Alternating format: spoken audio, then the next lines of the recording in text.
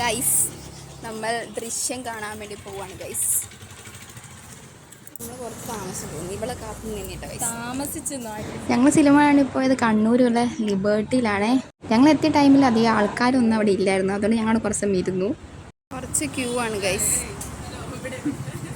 വൈഷു ആണ് എടുക്കുന്നത്. വൈഷു യോ കാണിക്കടി.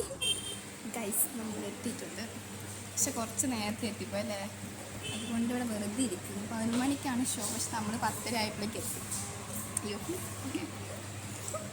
ഗൈസ്, നമ്മൾ കുറച്ച് ലേറ്റ്സ് വാങ്ങാണ്ട് വന്നത്, പക്ഷെ തിയേറ്ററിൽ കയറ്റുമെന്ന് അറിയില്ല. നമുക്ക് തോൽപ്പിച്ച് വെക്കണം ബാഗിനകത്ത്.